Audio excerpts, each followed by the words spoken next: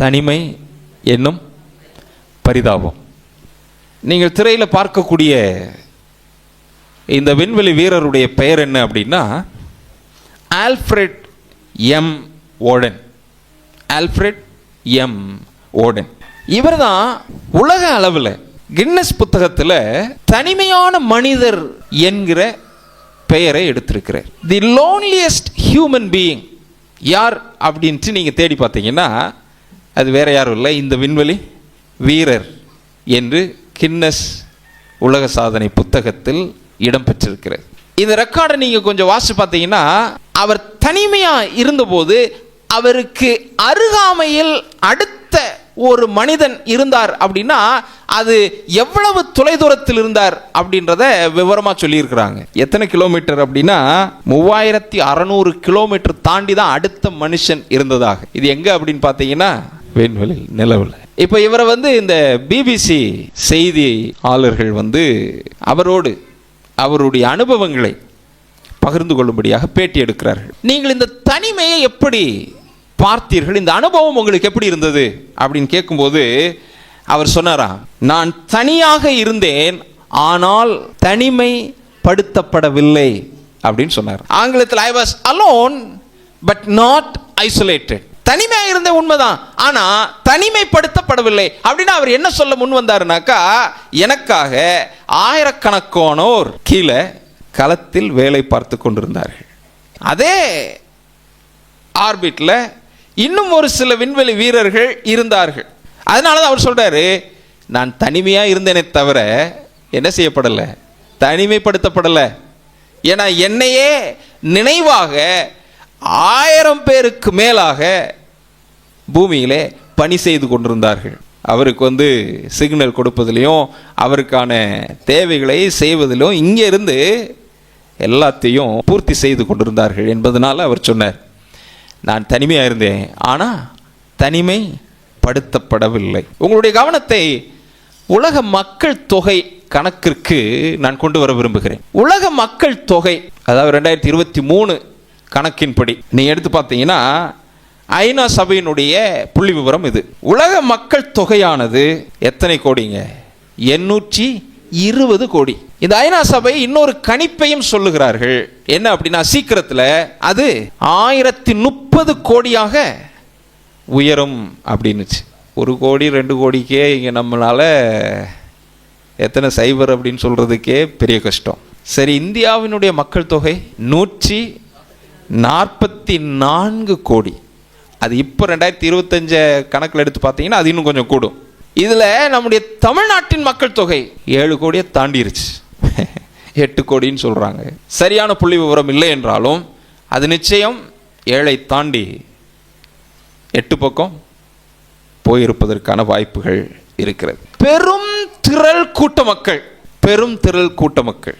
இதை பரிசுத்த வேதாகமத்தினுடைய பார்வையில் பார்த்தோம் அப்படின்னாக்கா, ஆண்டவர் ஆபிரகாமுக்கு வாக்குத்தத்தமாக ஆசீர்வதித்த ஆசீர்வாதத்தில் இது குறிப்பிடப்பட்டிருக்கிறது. 15வது அதிகாரத்துக்கு நாம் வரும்போது அவருக்கு ஒரு தரிசனத்தை ஆண்டவர் கொடுத்து அவரை ஊக்கப்படுத்துகிறார். இன்னமும் குழந்தை இல்லை. ஆண்டவர் ஆபிரகாமை அழைத்து தரிசனத்திலே அவரை ஊக்கப்படுத்துகிறார். எப்படி அப்படின்னா நான் வாசிக்கிறோம், அவர் அவனை வெளியே அழைத்து, நீ வானத்தை அண்ணாந்து பார், நட்சத்திரங்களை என்ன கூடுமானால் அவைகளை எண்ணு என்று சொல்லி, பின்பு அவனை நோக்கி உன் சந்ததி இவ்வண்ணமாய் இருக்கும் என்றார். நட்சத்திரங்களை எண்ண முடியுமா? எண்ணிக்கிட்டே இருக்க வேண்டியதான், அதுக்கு முடிவே இருக்காது. எண்ணிக்கைக்கு அப்பாற்பட்ட ஒரு கூட்டம், பெரும் திரள் கூட்டம். அப்படியே 17வது அதிகாரத்திற்கு நாம் வருவோம் அப்படின்னா, முதல் 2 வசனத்தில் ஆண்டவர் இந்த வாக்குத்தத்தத்தை திரும்பவும் எப்படி ஆபிரகாமுக்கு சொல்லுகிறார் அப்படின்றத பாருங்க. ஆபிராம் 99 வயதான போது, இன்னமும் பிள்ளை இல்லை. கர்த்தர் ஆபிராமுக்கு தரிசனமாகி, நான் சர்வ வல்லமையுள்ள தேவன், நீ எனக்கு முன்பாக நடந்து கொண்டு எப்படி இருன்றாரு, உத்தமனாயிரு அப்படின்னு சொல்றாரு. நான் உனக்கும் எனக்கும் நடுவாக என் உடன்படிக்கையை ஏற்படுத்தி உன்னை மிகவும் திரளாய் பெருக பண்ணுவேன். எப்படி? மிகவும் திரளாய் பெருக பண்ணுவேன். அப்படின்னா இதுவுமே எண்ணிக்கையை கடந்த. அது அப்படியே நீங்கள் அந்த நீட்சியை பார்த்தீங்கன்னா 22வது அதிகாரத்தில் 17ஆம் வசனத்தில் நான் வாசிக்கிறோம். நான் உன்னை ஆசீர்வதிக்கவே ஆசீர்வதித்து. இது எப்போ நடக்கிற நிகழ்வு தெரியுங்களா? இது எப்போ நடக்கிற நிகழ்வு தெரியுமா? ஈசாக்கு பிறந்துட்டாரு. பிறந்ததுக்கப்புறம் ஆண்டவர் அவர்கிட்ட வந்து ஈசாக்கு பலியிடும்படியாக சொல்லுகிறார். இப்போ ஆபிரகாம் அதற்கு கீழ்ப்படிந்து ஈசாக்கை அழைத்து செல்லுகிறார். யெகோவா ஈரே பர்வதத்தில் பார்த்து கொள்ளப்படும் என்கிற நிறைவுக்கு பிற்பாடு இதை ஆண்டவர் ஆபிரகாமுக்கு சொல்லுகிறார். இப்பதான் அவர் சொல்றாரு பாருங்க, எப்படி சொல்றாரு அப்படின்னா, நான் உன்னை ஆசீர்வதிக்கவே ஆசீர்வதித்து உன் சந்ததியை வானத்து நட்சத்திரங்களைப் போலவும், ஏற்கனவே சொன்னதை தான் சொல்றாரு. அப்புறம் கூடவே இன்னொன்னையும் கூட்டி சொல்றாரு. என்ன சொல்றாரு? கடற்கரை மணலை போலவும் பெருகவே பெருக பண்ணுவேன். ஒருவேளை ஆரம்பத்திலிருந்து இன்னைக்கு வரைக்கும் இருக்கக்கூடிய இந்த பெரும் திரள் கூட்டத்தின் எண்ணிக்கையை நாம் நினைச்சு பார்ப்போம் அப்படின்னா அது உண்மையிலே எண்ணிக்கைக்கு அப்பாற்பட்டது. எண்ணிக்கைக்குள் அடங்க முடியாத அளவிற்கு பெரும் திரள் கூட்ட மக்கள். இவ்வளவு பெரும் திரள் கூட்ட மக்கள் மத்தியில் நீங்களும் நானும் ஒருவராக இந்த பூமியில் வாழ்ந்து கொண்டிருக்கிறோம். கர்த்தர் நமக்கு அந்த தயவை தந்திருக்கிறார். என்னதான் இவ்வளவு பெரும் திரள் கூட்ட மக்கள் இந்த உலகத்தில் நமக்கு முன்பதாக நமக்கு அருகாமையில் இருந்தாலும் கூட நீங்களும் நானும் இன்றைக்கு சந்தித்துக் கொண்டிருக்கக்கூடிய ஒரு பெரிய பிரச்சனை என்னவென்றால் இந்த தனிமை என்பதே. அதனாலதான் தலைப்பு எப்படி போட்டேன்? தனிமை என்னும் பரிதாபம். நம்ம வீட்டுக்குள்ள அவ்வளவு பேர் கலகலன்னு இருப்பாங்க. ஆனால் நமக்குள் எங்கேயோ ஒரு இடத்தில் அந்த தனிமையின் உணர்வு இருக்கத்தான் செய்கிறது. தெருக்கள்ல போறோம், எத்தனையோ பேர், அக்கம் பக்கத்தில் எவ்வளவோ பேர் இருக்கிறார்கள். ஆனாலும் நமக்குள் இந்த தனிமை என்கிற பிரச்சனை இருக்கத்தான் செய்கிறது. யாராவது சொல்ல முடியுமா இல்லை எனக்கு அந்த பிரச்சனையே இல்லை அப்படின்னு? எல்லாருக்குள்ளேயும் இருக்கு. தனிமை என்னும் பரிதாபம் நம்மை வாட்டிக்கொண்டுதான் இருக்கிறது. இதை சங்கீதத்தில் நான் வாசிக்கும் போது வேதாகமும் இப்படி குறிப்பிட்டு சொல்லுகிறது. 31வது சங்கீதம் 12வது வசனத்தில் வாசிக்கிறோம். சேர்ந்து வாசிக்கலாமா? நம்முடைய நிலைமையை தான் அப்பட்டமாக இந்த வசனம் பிரதிபலிக்கிறது. செத்தவனை போல எல்லாராலும் முழுவதும் மறக்கப்பட்டேன், உடைந்த பாத்திரத்தை போலானேன். இன்னைக்கு ஒருவேளை இந்த உபவாச கூட்டத்திற்கு வருகை தந்திருக்கக்கூடிய உங்களிலும் என்னிலும் இந்த நிலைமை அப்பட்டமாக இருக்கலாம். செத்தவனை போல எல்லாராலும் மறக்கப்பட்டிருக்கலாம், உடைந்த பாத்திரத்தை போல இருக்கலாம். 102வது சங்கீதம் 6வது வசனம், வனாந்தர நாரைக்கு ஒப்பானேன். அங்க ஒண்ணுமே இருக்காது, வெறுமை, தனிமை தனிமை தனிமை, அவ்வளவுதான். பாழான இடங்களில் தங்கும் ஆந்தையை போலானேன். இந்த ஆந்தைக்கு கூட்டே இருக்காது, தனிமை. 69வது சங்கீதம் 20வது வசனம், நிந்தை என் இருதயத்தை பிளந்தது, நான் மிகவும் வேதனைப்படுகிறேன், எனக்காக பரிதபிக்கிறவன் உண்டோ என்று காத்திருந்தேன், ஒருவனும் இல்லை, தேற்றுகிறவர்களுக்கு காத்திருந்தேன், ஒருவனையும் காணேன். பல நேரங்களில் எவ்வளவு பெரிய கூட்டம் இருந்தாலும் சரி, நம்மை சுற்றிலும் எவ்வளவு திரள் கூட்டம் இருந்தாலும் சரி, நம்முடைய சொந்த பந்தங்கள், நம்முடைய உடன்பிறப்புகள், நம்முடைய குடும்பத்தார் எல்லாரும் நமக்கு அருகாமையில் இருந்தாலும் சரி, இது போன்ற தனிமையின் ஒரு பெரிய கஷ்டத்தை நாம் அனுபவித்துக் கொண்டுதான் இருக்கிறோம். ஒரு சில நேரங்களில் தாய்மார்கள் சொல்லுவதை நான் கேட்டிருக்கிறேன், தனிமை என்னை வாட்டுகிறது. ஒரு சில முதியவர்கள் சொல்லியும் நான் கேட்டிருக்கிறேன், தனிமை என்னை வாட்டுகிறது. இவ்வளவுக்கும் அவங்க குடும்பத்தில் எல்லாருமே இருப்பாங்க, பேர பிள்ளைகள் முதற்கொண்டு கூட்டு குடும்பமாக இருப்பார்கள்.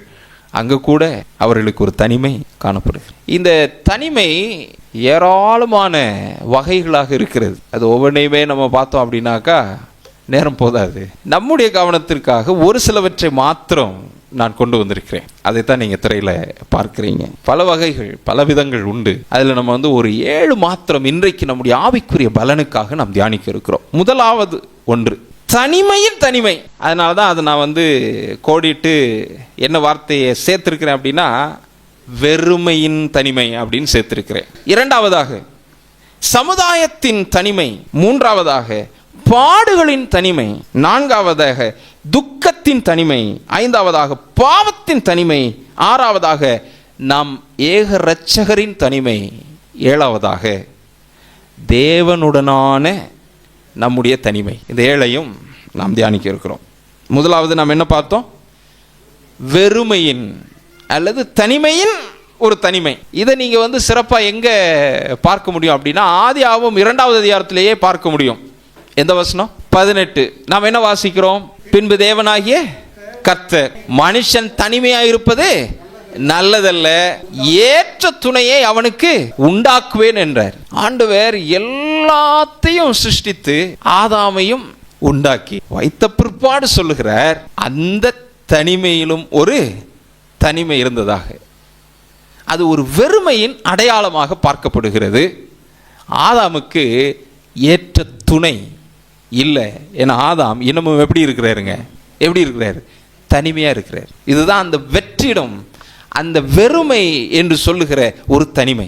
என்னதான் எல்லாம் இருந்தாலும் ஏற்ற ஒரு துணை இல்லை என்றால் அந்த தனிமை கடினமானது.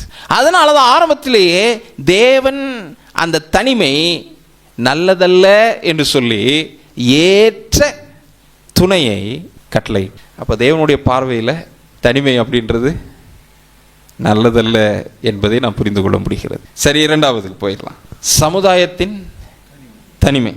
சமுதாயத்தின் தனிமை பாருங்க, தனிமையின் தனிமையை விட இது ஒருபடி அதிகமான கஷ்டம். இது இன்னும் கொடுமையானது, கொடூரமானது. எப்படி அப்படின்றத நம்ம பார்க்கலாமா? நம்முடைய கவனத்தை யோவான் 5வது அதிகாரம் முதல் 8 வசனங்களை வாசிக்கலாம். யோவான் 5ல் முதல் 8 வசனங்களை நாம் வாசிக்கலாமா? இவைகளுக்கு பின்பு யூதருடைய பண்டிகை ஒன்று வந்தது. இங்க பாருங்க, பண்டிகை நாட்கள்ல எப்படி இருக்கும் நிலைமை? வீதிகள் எப்படி இருக்கும்? தெருக்கள் எப்படி இருக்கும்? கூட்ட நெரிசலா இருக்கும். இப்ப எங்க பண்டிகை நம்ம வாசிக்கிறோம்? எருசலேம்ல. இப்போ எருசலேமில் பண்டிகைனா எல்லாருமே எங்கே வந்துடுவாங்க? வெளியில் இருக்கிற எல்லாருமே வந்துடுவாங்க. அப்போ ஒரு கூட்ட நெரிசல், பெரும் திரள் கூட்டத்தினுடைய ஒரு விடயத்தை நாம் காண முடிகிறது. அப்பொழுது இயேசு எருசலேமுக்கு போனார். எபிரேய பாஷையிலே பெதஸ்தா என்னப்பட்ட ஒரு குளம் எருசலேமில் ஆட்டு வாசல் இருக்கிறது. எந்த வாசல்ல இருந்துச்சு? ஆட்டு வாசலின் அருகே இருந்தது. அதற்கு 5 மண்டபங்கள் உண்டு. அவைகளிலே குருடர், சப்பானிகள், சூம்பின உறுப்புடையவர்கள் முதலான வியாதிக்காரர். அந்த மண்டபத்துல யாரெல்லாம் இருப்பாங்களாம்? குருடர். எல்லா பிரச்சனையோடும் கஷ்டத்தோடும் போராட்டத்தோடும் போராடிட்டு இருக்கிறவங்க எல்லாம் அங்கதான் இருப்பாங்க. ஏன் அப்படின்னா, தொடர்ந்து வாசிங்க. அநேகர் படுத்திருந்து தண்ணீர் எப்போது கலங்கும் என்று காத்து கொண்டிருப்பார்கள். எங்க உள்ள தண்ணி? குளத்தினுடைய தண்ணி. ஏன்னா ஒரு தூதன் கலக்குவார். கலக்கின உடனே முதல்ல அவங்களுக்கு என்ன கிடைக்கும்? சுகம் கிடைக்கும், விடுதலை கிடைக்கும், அதிசயம் நிகழும் என்பதை அவர் பாரம்பரியமாக கண்டு வந்திருக்கிறார்கள். ஆகவே எத்தனை மண்டபம் இருந்துச்சுங்க? 5 மண்டபம். எத்தனை மண்டபம்? 5. அந்த மண்டபங்கள் எல்லாம்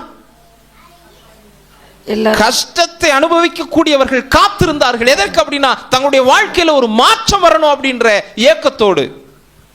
அப்பதான் நம்ம அங்க யாரை பற்றி வாசிக்கிறோம் அப்படின்னா, தொடர்ந்து வாசிக்கும் போது, ஏனெனில் சில சமயங்களிலே தேவதூதன் ஒருவன் வந்து குளத்தில் இறங்கி தண்ணீரை கலக்குவான். தண்ணீர் கலங்கின பின்பு யார் முந்தி அதில் இறங்குவானோ அவன் எப்பேற்பட்ட வியாதியஸ்தனாய் இருந்தாலும் சொஸ்தமாவான். 38 வருஷம் வியாதி கொண்டிருந்த ஒரு மனுஷன் அங்கே இருந்தான். நீங்க பாருங்க, அந்த மண்டபங்கள்ல ஒருத்தருடைய நிலைமையை மட்டுமே நம்ம பார்க்கிறோம். எத்தனை வருஷங்களாம்? 38 வருஷம். அவனுடைய நிலைமை எவ்வளவு மோசமா இருந்திருக்குன்றது பாருங்க. இப்ப அதுல அவனுடைய நோய் அவ்வளவு பெரிய பிரச்சனையா அப்படின்னா என்ன பொறுத்தளவு இல்ல. அடுத்து நம்ம வாசிக்கும் போது அவனுக்கு எது மிகப்பெரிய பிரச்சனை அப்படின்றது நம்ம தெரிஞ்சுக்கிற போறோம். வாசிங்க. ஒரு மனுஷன் அங்கே இருந்தான். படுத்திருந்த அவனை இயேசு கண்டு அவன் வெகுகாலமாய் வியாதியஸ்தன் என்று அறிந்து அவனை நோக்கி சொஸ்தமாக வேண்டும் என்று விரும்புகிறாயா என்று கேட்டார். அவர் எப்பொழுதுமே நலம் விசாரிப்பவர். அவர் அப்படியே கடந்து போயிட மாட்டார். தொடர்ந்து வாசிக்கலாம். அதற்கு வியாதியஸ்தன் ஆண்டவரே தண்ணீர் கலக்கப்படும் போது என்னை குளத்தில் கொண்டு போய் விடுகிறதற்கு ஒருவரும் இல்லை. எத்தனை பேர் இல்லைன்னு சொல்றாரு? ஒருவர் கூட இல்லைன்னு. இது வெறுமையின் தனிமையை விட இந்த சமுதாயத்தின் தனிமை கொடுமையானது. உங்களுக்கு புரியும் நான் நம்புறேன். எத்தனை வருஷங்க இந்த தனிமையை அவர் அனுபவிச்சிருக்கிறாரு? 1 வருஷம் இல்லை, 2 வருஷம் இல்லை, 38 வருடம். ஒருவனும் இல்லை. அப்படின்னா இந்த சமுதாயத்தின் தனிமையை இந்த வியாதியஸ்தன் 38 வருடம் அனுபவித்திருக்கிறான். ஒருவனும் இல்லை. அது பட்டணம் எப்படி இருக்கும் நமக்கு தெரியாததா? எவ்வளவு கூட்ட நெரிசல் இருக்கும். அப்படி இருந்தோம்.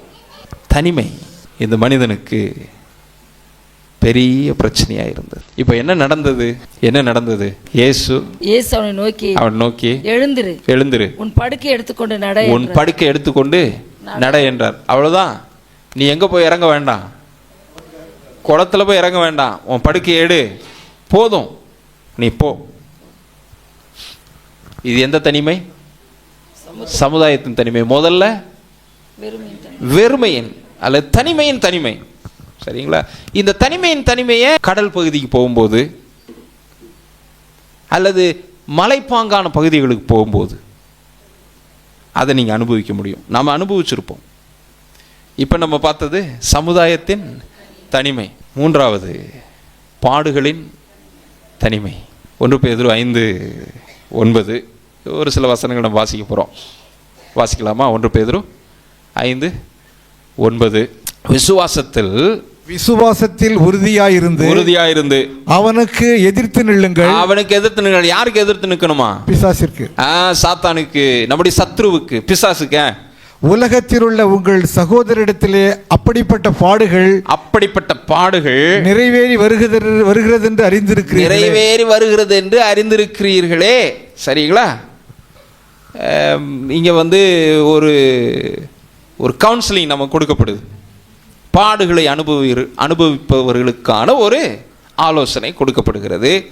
அதில் அழுத்தம் திருத்தமா உலகத்தில் உள்ள உங்கள் சகோதரிடத்திலே அப்படிப்பட்ட பாடுகள் நிறைவேறி வருகிறது என்று அறிந்திருக்கிறீர்களே. சரிங்களா? அப்போ எல்லாருக்குமே இந்த பாடு இருக்கு. இந்த பாடுகளும் நமக்கு எதை தான் தருது? தனிமை தான் தருகிறது. தனிமையின் அந்த ஒரு கடினத்தை நமக்கு தரத்தான் செய்கிறது. 2 கொரிந்தியர் 1:5 எப்படி எனில் கிறிஸ்துவினுடைய பாடுகள் எங்களிடத்தில் பெருகுகிறது போல கிறிஸ்துவினாலே எங்களுக்கு ஆறுதலும் பெருகுகிறது. இந்த பாடு இயல்பா, சாதாரணமா அல்லது மற்ற பாடுகளை தாண்டி கிறிஸ்துவுக்காக படுகிற பாடுகளாக இருந்தால் நல்லது. இந்த ஒரு தனிமை இருக்கத்தான் செய்கிறது. சாதாரணமாகவே நம்ம பாடுபடும் போது பக்கத்தில் யாராவது இருக்கிறது ரொம்ப கஷ்டம். இதை நீங்கள் மருத்துவமனையில் நிறைய பார்க்க முடியும். வேற எங்கெல்லாம் பார்க்க முடியும்? பாடுகளின் தனிமை எங்கெல்லாம் பார்க்க முடியும்? சமீபத்தில் சிறைச்சாலையில் பார்க்க முடியும். சமீபத்தில் அகரபாளையம் பகுதியிலேருந்து ஒரு அம்மாவுக்காக நம்ம ஜெபம் பண்ணிகிட்டு இருக்கிறோம். மணிமேகலை அம்மா. இந்த பாடுகளுடைய தனிமை எவ்வளோ கொடூரமானது அப்படின்றத அவங்களுடைய நிலைமையிலிருந்து பார்க்கும்போது புரிந்து கொள்ள முடிகிறது. 2 மகன்கள், அவங்களுக்கு கேன்சர் கட்டிய மருத்துவமனையில் சர்ஜரி பண்ணி எடுக்கிறாங்க. அவங்க கூட அவங்களுடைய பிள்ளைகள் 2 பேருமே இல்லை. சிஎம்சியில் அவங்களுக்கு அறுவை சிகிச்சைக்கான தேதியெல்லாம் குறிச்சிட்டாங்க. ஒரு ஸ்லிப்பு கொடுப்பாங்க அறுவை சிகிச்சை அப்படின்னாலே, பிளட் டொனேஷனுக்கு 2 யூனிட் கொடுக்கணும்னு சொல்லி கொடுத்துருக்குறாங்க. அந்த அம்மா தவதாயப்படுறாங்க. இவங்களுக்கு இந்த அறுவை சிகிச்சை நடக்க போகுது அப்படின்னு தெரிஞ்சது தான் பசங்க 2 பேருமே காணோம். ஒரு பையன் இருந்திருக்கிறாரு. அவங்க வீட்டில் அவங்க மனைவி அவங்களை வெளியிலே விடாமல் வச்சுட்டாங்க அப்படின்ற மாதிரி சொல்லிட்டு இருந்தாங்க. தவதாயப்படுறாங்க. கடைசியாக நம்ம அகரபாளையம் சபைக்கு வரக்கூடிய இன்னொரு அம்மா கரிசனையோடு அவர்களுக்காக சென்று அவர்களோடு இருந்தார். கர்த்தருடைய கிருபையினால் அவர்களுக்கு நல்ல விதமாக அறுவை சிகிச்சை முடிந்து 5 நாட்களுக்கு முன்பதாக இல்லம் திரும்பினார். ஒரு மணிமேகலை அம்மாவே நான் சொன்னேன், எத்தனையோ மணிமேகலைகள் பாடுகளின் தனிமையை அனுபவித்து கொண்டிருக்கிறார். இன்னைக்கு எத்தனையோ பேர் சொல்லக்கூடிய ஒரு விஷயம், நான் மற்றவங்களுக்கு என்னுடைய பாடு காலத்தில் கஷ்டத்தை கொடுக்கக்கூடாது. அதே அகரபாளையத்தில் 2 வாரத்திற்கு முன்பதாக ஒரு பாட்டி மரித்து போனார்கள். அந்த சனிக்கிழமை நான் நம்மளுடைய குரூப்பில் அந்த ஃபோட்டோ ஷேர் பண்ணியிருக்கிறேன். அதை எடுத்து பார்த்தீங்கன்னா அமராவதி பாட்டி இருப்பாங்க. 3 பேர் அந்த ஆரம்ப காலத்தில் சின்ன பிள்ளைங்களை வச்சு நடத்திக்கிட்டு இருக்கும்போது இருந்தே ரொம்ப ரெகுலராக வரக்கூடியவங்க. இந்த அமராவதி பாட்டி, செல்வி அம்மா, அப்புறம் இன்னொரு பாட்டி பேர் வள்ளி பாட்டி, அந்த முடி சுற்றி இருக்குமே. இந்த அமராவதி பாட்டி அன்னைக்கு அந்த 2 வாரத்துக்கு முன்னாடி வந்து ஆலயத்தில் முடிச்சுட்டு ஜோமன்றதுக்காக வந்து அவங்க கிளம்புறதுக்கு முன்னாடி சொன்ன இந்த வார்த்தை, நான் என்னப்பா வேண்டிக்கிற போகிறேன், என் ஆண்டவன் நிம்மதியாக எடுத்துக்கிட்டா போதும். அதை தான் சொல்லிட்டு போனேன். ஏன்னா இதுக்கு முன்னாடி அவங்க பலவீனப்பட்டிருக்கிற இருந்த காலத்தை நான் நினச்சி பார்க்குறேன். அந்த பாடுகள் படும்போது அந்த தனிமை கொடூரமானது. இதில் நான் மறுபடியும் சொல்கிறேன், இந்த சரீர ரீதியான பாடுகள், இந்த உலக பிரகாரமான பாடுகள் ஒரு பக்கம் இருக்க, இந்த பாடுகள் கிறிஸ்துவுக்காக இருக்கும் அப்படின்னா அதையும் நம்ம வந்து பிரித்து பார்த்து கொள்ள வேண்டும். எத்தனை பார்த்துட்டோம்? முதல்ல தனிமையின் அல்லது வெறுமையின் தனிமை, 2வது சமுதாயத்தின் தனிமை, 3வது பாடுகளின் தனிமை பார்த்தாச்சு. இப்போ துக்கத்தின் தனிமைக்கு நம்ம வர்றோம். துக்கத்தின் தனிமை யோவான் 11 இயேசு கிறிஸ்துவுக்கு மிகவும் நெருக்கமான ஒரு குடும்பம் இந்த துக்கத்தின் தனிமையை அனுபவித்தார்கள். யாரு? மார்த்தா, மரியாள், அவர்களுடைய சகோதரன் லாசரு மரித்து போனான். அந்த துக்கத்தின் தனிமை அவர்களை வெகுவாக வாட்டினது அப்படின்றது அது நம்மளை கவனத்தில் கொண்டு வருகிறது. ஏன்னா இயேசு கிறிஸ்து வர்றாரு, வரும்போது அவங்க சொன்ன விஷயம், ஐயோ நீங்க இருந்திருந்தா. அப்போ இந்த சகோதரிகளை இந்த துக்கத்தின் தனிமை வாட்டி எடுத்திருக்கிறது என்பதை நாம் புரிந்து கொள்ள முடிகிறது. நம்முடைய அன்புக்குரியவர்களை நாம் இழக்கும் போது இந்த துக்கத்தின் தனிமை நம்மை மோசமாக தாக்குகிறது. எனக்கு நெருக்கமான பந்தத்தில் ஒரு சகோதரி இருக்கிறாங்க. அவங்க சொன்னாங்க, டேய் தம்பி, என்னால் உங்கள் மாமாவை மறக்கவே முடியல. அவங்க பார்த்தீங்கன்னா அவங்களுக்கு உலகம், அவங்க கணவர், பிள்ளைங்க, அவ்வளோதான். அவர் தவறிட்டாரு, அவங்களால மறக்கவே முடியல. அவங்களால அந்த துக்கத்தை மறக்கவே முடியல. அந்த தனிமை அவர்களை மோசமாக வதைக்கிறது. சில நேரங்களில் செய்தித்தாள்கள் நீங்கள் வாசிருப்பீங்க, திடீரென்று யாராகிலும் ஒருவர் வயதானவங்க அவருடைய கணவரை இழந்திருப்பாங்க. அந்த செய்தி கேட்ட மறுகணமே இவங்களும் தவறிடுவாங்க. நீங்கள் பார்த்துருப்பீங்க. ஏன்னா துக்கத்தின் தனிமை அது இன்னொரு கடினமான பாதிப்பை ஏற்படுத்துகிறது. எத்தனை பார்த்துட்டோம்? என்னென்ன பார்த்தோம்? தனிமையின் தனிமை அல்லது வெறுமையின் தனிமை, 2வது சமுதாயத்தின் தனிமை, 3வது பாடுகளின் தனிமை, 4வது துக்கத்தின் தனிமை, 5வது பாவத்தின் தனிமை. பாருங்களேன், பாவம் செய்யும் வரைக்கும் நமக்கு நிறைய கூட்டு இருக்கும். ஆனா பாவத்தை செஞ்சதுக்கு அப்புறம் நம்ம என்னவாயிருவோம் தெரியுமா? தனிமையா ஒதுக்கி விடப்பட்ட நிலைமைக்கு வந்து விடுவோம். இதை எத்தனை பேர் அனுபவிச்சிருக்கிறீங்க? நம்ம எல்லாருமே பாவத்தின் தனிமை. யோவான் 13 நீங்க அதை பார்க்க முடியும். நேரம் கிடைக்கும் போது வாசிங்க. நமக்கு நேரம் இல்லைன்னா நிறைய ஜெப விண்ணப்பங்களை நாம் ஜெபத்தில் கொண்டு வர இருக்கிறோம். இந்த பாவத்தின் தனிமையும் கொடூரமானது. இதை நீங்கள் யாருடைய வாழ்க்கையில் பார்க்க முடியும் அப்படின்னா, ஒரே குமாரனாய கிறிஸ்துவின் வாழ்க்கையில் பார்க்க முடியும். பிதாவும் நானும் ஒன்றாக இருக்கிறோம், அவர் என்னை தனியே இருக்க விடுவதில்லை. ஆனால் நம்முடைய பாவங்களை அவர் சுமந்த போது அவரை பிதா தனிமைப்படுத்த வேண்டிய அவசியம் ஏற்பட்டது. எவ்வளோ கொடூரமான வேதனை அது! இந்த பாவம் தான் நம்மளை யார்கிட்ட இருந்து தனிமைப்படுத்திருச்சு? நம்முடைய சிருஷ்டிகர்த்தர் பரமபிதாவிடமிருந்து நம்மை தனிமைப்படுத்தி விட்டது. இன்னும் அதை பற்றி நிறைய பேசலாம், நேரம் இல்லை. அடுத்த தனிமை. இது எத்தனாவதுங்க? 6வது. வரிசைப்படுத்திடலாமா? முதல்ல தனிமையின் தனிமை, வெறுமையின் தனிமை. 2வது சமுதாயத்தின் தனிமை. 3வது பாடுகளின் தனிமை. 4வது துக்கத்தின் தனிமை. 5வது பாவத்தின் தனிமை. இப்போ 6வது நம்முடைய இரட்சகரின் தனிமையை நாம் பார்க்கிறோம். ஏசாயா 53வது அதிகாரம் நமக்கு மிகவும் நெருக்கமான அதிகாரம். அது நம்ம வாசிச்சிடலாமா? 3லிருந்து 6 முடிய. 3லிருந்து 6 முடிய இரட்சகரின் தனிமையை நாம் பார்க்கிறோம்.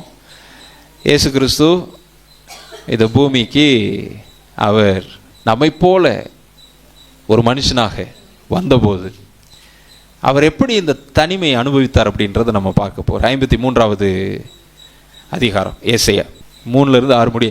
அவர் அசட்டை பண்ணப்பட்டவரும் மனுஷரால் புறக்கணிக்கப்பட்டவரும் துக்கம் நிறைந்தவரும் இருந்தார், பாடு அனுபவித்தவருமாய் இருந்தார். அவரை விட்டு நம்முடைய முகங்களை மறைத்து கொண்டோம். அவர் அசட்டை பண்ணப்பட்டிருந்தார். அவரை எண்ணாமற் போனோம். இது எவ்வளவு பெரிய தனிமை பாருங்களேன். நமக்காக, நம்முடைய பாவங்களுக்காக, நம்முடைய இந்த பாவத்தின் பிரச்சனைக்காக தம்மை அர்ப்பணிக்க வந்திருக்கிறார். ஆனால் அவரை நாம் என்ன செய்து விட்டோம் அப்படின்னா எண்ணாமற் போய் விட்டோம். அது எவ்வளவு பெரிய தனிமை, அவருக்கு எவ்வளவு பெரிய வேதனை. இவ்வளோ நேரம் நாம் பார்த்த இந்த தனிமையின் வேதனைகளை விட இதுதான் இருக்கிறதுலே உச்சம். சரியா சொன்னீங்க. இதுதான் இருக்கிறதுலே உச்சமான ஒரு தனிமை. இது அப்படியே நீங்கள் சுவிசேஷ புத்தகங்களை நிறைவேறுகிறதை நம்ம காண முடியும். அதையும் நம்ம வாசிடலாமே. மத்தேயு 26:56, மார்க் 15:34. ஆகிலும் எழுதியிருக்கிற வசனங்கள் நிறைவேறும்படி இவைகளெல்லாம் சம்பவிக்கிறது என்றார். அப்பொழுது சீஷர்கள் எல்லாரும் அவரை விட்டு ஓடி போனார்கள். யாரு? இயேசு கிறிஸ்துவோடு அந்த 3.5 வருஷம் ரொம்ப நெருக்கமா இருந்தவங்க, அவருடைய அதிசயங்களையும் அற்புதங்களையும் கண்ணார கண்டவர்கள், அனுபவித்தவர்கள். இப்போ அவர் பாடுகளை அனுபவிக்க வருகிறார். ஒருவர் கூட இல்லை. எல்லாரும் என்ன செஞ்சிட்டாங்க? ஓடி போயிட்டாங்க, சிதறிட்டாங்க. மார்க் 15:34. 9ஆம் மணி நேரத்திலே இயேசு எலோயி எலோயி லாமா சபக்தானி என்று மிகுந்த சத்தமிட்டு கூப்பிட்டார். அதற்கு என் தேவனே என் தேவனே ஏன் என்னை கைவிட்டீர் என்று அர்த்தமாம். இருக்கிற தனிமை எல்லாவற்றிலும் இந்த தனிமை உச்சம். இமைப்பொழுது உன்னை கைவிட்டேன். இது யாருக்கு ரொம்ப பொருந்தும் நினைக்கிறீங்க? இயேசு கிறிஸ்துவுக்கு. அந்த இமைப்பொழுது கைவிடப்பட்ட அந்த காலச்சூழல் இருக்குதுல்ல, அது கொடுமையிலும் மிகப்பெரிய கொடுமை. நீ யோசிச்சு பாருங்களேன். இந்த வேதனை அவருக்கு எவ்வளவு பெரிதாக இருந்திருந்தால், ஆண்டவரே இந்த பாத்திரம் என்னை விட்டு நீங்க கூடுமானால் நீங்கும்படி செய்யும், ஆகிலும் உம்முடைய சித்தப்படி அப்படின்னு ஜெபம் பண்றான்னா அது எவ்வளோ பெரிய தனிமையின் பாடாக இருந்திருக்கும் அப்படின்றத நம்மளால புரிந்து கொள்ள முடிகிறது. இப்போ அப்படியே நம்முடைய கவனத்தை இன்னொரு தனிமையின் பக்கம் நாம் கொண்டு வருகிறோம். தேவனுடனான நம்முடைய தனிமை அப்படின்றத இந்த 7வது விஷயமாக நாம் காணப்போகிறோம். முதல்ல நம்ம என்ன பார்த்தோம்? வெறுமையின் அல்லது தனிமையின் தனிமை. 2வது சமுதாயத்தின் தனிமை. 3வது பாடுகளின் தனிமை. 4வது துக்கத்தின் தனிமை. 5வது பாவத்தின் தனிமை. 6வது இரட்சகரின் தனிமை. 7வது தேவனுடனான நம்முடைய தனிமை. இங்க பாருங்களேன். இந்த ஒட்டுமொத்த விஷயங்களுக்கும் எது நமக்கு பாதுகாப்பு வளையமாக மாறும் அப்படின்னா இந்த தனிமை தான் பாதுகாப்பு வளையமாக மாறுகிறது. இதை நம்ம அப்படியே கச்சிதமா இயேசு கிறிஸ்துவினுடைய வாழ்க்கையில நாம் காண முடிகிறது. எப்படி அப்படின்னா அவர் எப்பொழுதுமே தனிமையான ஒரு நேரத்தை எடுத்துக்கொண்டார் என்று வேதம் நமக்கு தெள்ளத் தெளிவாக சொல்லுகிறது. ஏன், எதற்கு அப்படின்னா, பிதாவோடு நேரம் செலவிடுவதற்காக. மத்தேயு 14:23 நம்ம என்ன வாசிக்கிறோம்? அனுப்பிவிட்ட பின்பு. இந்த ஜனங்களை பற்றி நீங்க பார்த்தீங்கன்னா திரளான ஜனங்கள் அப்படின்னு வாசிப்பீங்க இல்லையா? தனித்து ஜெபம் பண்ண ஒரு மலையின் மேல் ஏறி சாயங்காலம் ஆனபோது அங்கே தனிமையா இருந்தார். இந்த தனிமை நல்லது. இதுவரைக்கும் நம்ம பார்த்த தனிமை எல்லாம் கொடூரமானது. ஆனா இந்த தனிமை ஒண்ணு மட்டும்தான் அப்படியே வேறுபட்டு நிற்கிறது. ஏன்னா இந்த தனிமை யாரோடது? தேவனுடனான தனிமை. இப்போ இது அப்படியே கச்சிதமா புதிய ஏற்பாட்டில் நீங்க காண முடியும். மார்க் 6:32. அப்படியே அவர்கள் தனிமையாய் ஒரு படவில் ஏறி வனாந்தரமான ஒரு இடத்திற்கு போனார்கள். இதுவும் திரும்ப திரும்ப ஏன், எதற்கு அப்படின்னு பார்த்தீங்கன்னா, யாரோடு உறவாட? தேவனோடு, பிதாவோடு உறவாட. பிதாவோடு அவர் பேசி ஆவிக்குரிய பலனை பெறுவதற்கான ஒரு தனிமை.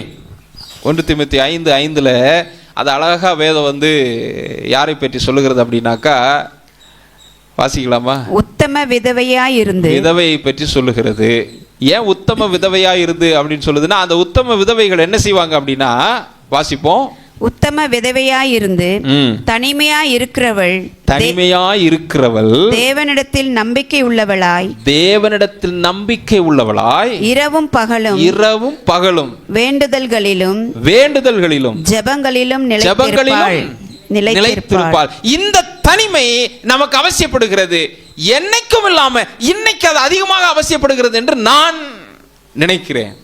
இந்த மாதிரி ஒரு விதவை தான் இயேசு கிறிஸ்துனுடைய முதல் வருகையின் சமயத்தில் தள்ளாடுகிற வயதில் தீர்க்க தரிசனத்தின் நிறைவேறுதலாக அவரை கண்ணார கண்டார்கள். யாரு? அன்னாள். எத்தனை தனிமை நம்ம பார்த்தோம்? 7 பார்த்தோம். 1 வெறுமையின் தனிமை, சமுதாயத்தின் தனிமை, பாடுகளின் தனிமை, துக்கத்தின் தனிமை, பாவத்தின் தனிமை, இரட்சகரின் தனிமை, தேவனுடனான நம்முடைய தனிமை. இந்த கடைசி 2 ரொம்ப முக்கியத்துவம் வாய்ந்தது. ஏன்னா 6வது ஒட்டுமொத்த இந்த தனிமைகளுக்குமான ஒரு தீர்வாக இயேசு கிறிஸ்துவினுடைய வாழ்க்கையை நம்ம காட்டுகிறது. 7வது, நாம் அவரை போலவே அவருடனான அந்த உறவில் தனிமையில் நாம் இணைந்திருந்தோம் அப்படின்னாக்கா, அது எல்லாவற்றையும் நமக்கு மாற்றுகிற ஆற்றலை ஏற்படுத்துகிற ஒரு வல்லமைக்குரியதாக மாறுகிறது. இப்போ இதில் நீங்கள் நல்லா கவனிச்சு பார்த்தீங்கன்னா, நாம் பார்த்தோம்ல முதல் அந்த 5 தனிமைகள், அந்த 5 தனிமைகள்லையும் தேவனுடைய ஈடுபாடு இருக்கத்தான் செய்கிறது. அப்படி தானுங்களா? அப்படி ஈடுபாடு இருக்குதா இல்லைங்களா? முதல்ல என்ன பார்த்தோம்? தனிமையின் தனிமை, வெறுமையின் தனிமை. அவரே தான் சொல்றாரு, மனுஷன் தனிமையாக இருப்பது நல்லதல்லன்றாரு. அங்கே தலையிடுறாரா இல்லையா? தலையிடுறாரு. தலையிட்டு என்ன செய்யறாரு? தீர்வை ஏற்படுத்துகிறார். மனுஷியை துணையாக அங்கே ஏற்படுத்துகிறார். அப்ப நீங்க எப்படிப்பட்ட ஒரு தனிமையை சந்தித்தாலும் தேவன் தலையிட விரும்புகிறார். அந்த தனிமையை மாற்ற வேண்டும் என்பதுதான் அவருடைய விருப்பம். 2வது தனிமை என்ன பார்த்தோம்? சமுதாயத்தின் தனிமை. அங்கேயும் தேவன் தலையிடுகிறார். எத்தனை வருஷம்? 38 வருஷம். அங்க குளம் கலக்கப்படுமா அப்படின்னு காத்துக்கிட்டு இருக்கிறாரு. இவர் மட்டும் இல்ல, எத்தனை மண்டபம், எவ்வளோ பேர் இருந்திருப்பாங்க. ஆனால் இவர் தான் நெடுநாள் வியாதியஸ்தனாக இருந்தார். அவர் சொன்னார், நீ சொஸ்தமாகணும்னு விரும்புறியா? எடுவோம், படுக்கை எடு. யாருடைய தலையீடு இருக்கிறது? 3வது என்ன தனிமை? பாடுகளின் தனிமை. இந்த பாடுகளின் தனிமையில் நீங்கள் வேதத்தை எடுத்து தேடி வாசிச்சு பாருங்களேன். எல்லா தேவனுக்காக பாடு அனுபவித்தவர்களுடைய தனிமையில் யார் அங்கே 3வது ஆளாக இருப்பார் அப்படின்னா தேவன் இருப்பார். இல்லை 2வது ஆளாகவே அங்கே இருப்பார். தானியேலுடைய நண்பர்கள். இதெல்லாம் நமக்கு பாடம், படிப்பினைகள். அப்ப தேவனுடைய தலையீடு இங்கேயும் இருக்கு. பாடுகளின் தனிமையை நாம் சந்திக்கும் போது அங்கேயும் தேவன் தலையிடுகிறார் என்பதை நாம் மறந்து விட வேண்டாம். நான்காவது, துக்கத்தின் தனிமை. துக்கத்தின் தனிமையிலையும் அவர் தாமதித்தாலும் எங்க போனாருங்க? அந்த துக்க வீட்டுக்கு போனாரு, விசாரித்தார். விசாரித்தது மாத்திரமல்ல, அங்கே ஒரு பெரிய அதிசயத்தை செய்தார். மரித்து போன லாசரு உயிரோடு எழுப்பப்பட்டார். இந்த தனிமையிலும் தேவனுடைய தலையீடு இருக்கத்தான் செய்கிறது. துக்கத்தின் தனிமை. அடுத்து பாவத்தின் தனிமை. இதுல தேவனுடைய தலையீடு எப்படி இருக்கிறது? 1 யோவான் 1:9 நாம் எப்படி வாசிக்கிறோம்? நம்முடைய பாவங்களை நாம் அறிக்கையிட்டால் பாவங்களை நமக்கு மன்னித்து எல்லா அநியாயத்தையும் நீக்கி நம்மை சுத்திகரிப்பதற்கு அவர் உண்மையும் நீதியும் உள்ளவராய் இருக்கிறார். ஏதேன் தோட்டத்தில் இது நடந்துச்சா இல்லைங்களா? பாவம் அவர்களை தனிமைப்படுத்தினதா இல்லையா? தேடி கூப்பிட வேண்டிய ஒரு நிலைமைக்கு அவர்களை தனிமைப்படுத்தினது. ஆனால் அப்ப கூட ஆண்டவர் தலையீடு அங்கே இருந்தது. அங்கேயே அதற்கு ஒரு தீர்வை அவர் ஏற்படுத்துகிறார். தன்னையே அந்த தீர்வாக ஒப்பு கொடுக்கிறார். அடுத்தது என்ன தனிமை? இரட்சகரின் தனிமை. அவருடைய தலையீடு ரொம்ப அதிகமாக இருக்குது. அப்போ இன்றைக்கு இந்த உபவாச கூடுகையினுடைய காலை வேளையில் நீங்கள் எப்பேற்பட்ட தனிமையை அனுபவிப்பவர்களாக இங்கு வந்திருந்தாலும் அந்த தனிமையில் தேவனுடைய தலையீடு இருக்கிறது என்பதை நீங்களும் நானும் புரிந்து கொள்ள வேண்டும். அதற்கு நாம் செய்ய வேண்டியதெல்லாம், ஆண்டவரே, இந்த உபவாச கூடுகையில் நாங்கள் உமோடு இந்த தனிமையை செலவிடும்போது நீங்கள் தலையிடுங்க. எத்தனை பேர் நினைக்கிறீங்க நம்முடைய தனிமையில் தேவன் தலையிட்டால் அந்த நிலைமை அப்படியே தலைகளாக மாறும்? விசுவாசிக்கிறீங்களா இல்லையா? நான் நிறைய முறை அப்படி பார்த்துருக்கிறேன். ஏதாவது இது போன்ற தனிமை என்னை வாட்டி வதக்கினது அப்படின்னா அவர்கிட்ட போய் சாஷ்டாங்கமா அப்படியே உட்காந்துட்டாலே போதும், அவர் தலையிடுவார், நிலைமைகளை உடனே மாற்றுவார். இன்றைக்கு நாம் அதை அனுபவமாக்கி கொள்ளப் போகிறோம். ஆண்டுடைய சன்னிதானத்தில் நம்மை அப்படியே ஒப்பு கொடுத்து, அப்பா, என்னுடைய வாழ்க்கையில், என்னுடைய குடும்பத்தில், என்னுடைய பிள்ளைகளுடைய வாழ்க்கையில், எனக்கு நெருக்கமானுடைய வாழ்க்கையில் இந்தந்த தனிமைகள்லாம் இருக்கிறது, இவற்றின் ஊடாக நீர் தலையிட வேண்டும். நீர் தலையிடுவீர் என்றால் எல்லாம் மாறும். எத்தனை பேர் அப்படிப்பட்ட அனுபவத்தை இந்த நாளில் பெற்றுக்கொள்ளணும்னு நினைக்கிறீங்க? ரொம்ப மகிழ்ச்சி. ஒரு வசனத்தை நான் வாசிக்கலாமே. ரோமர் 10:13. ரோமர் 10:13 எல்லாரும் சேர்ந்து வாசிக்க போகிறோம். ஆதலால் கர்த்தருடைய நாமத்தை தொழுது கொள்ளுகிற எவனும் ரட்சிக்கப்படுவான்.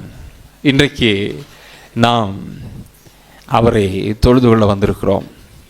நிச்சயம் ரட்சிக்கப்படுவோம். ஆமென். எத்தனை பேர் விசுவாசிக்கிறீங்க? எத்தனை பேர் நம்புறீங்க? எப்பேற்பட்ட தனிமையின் சூழலில் அனுபவத்தில் நீங்கள் வந்திருந்தாலும் அவரை தொழுது கொள்ள நாம் வந்திருக்கிறோம். அவர் தலையிடுவார். அவர் தலையிடும் போது அது முற்றிலுமாய் மாறப்போகிறது.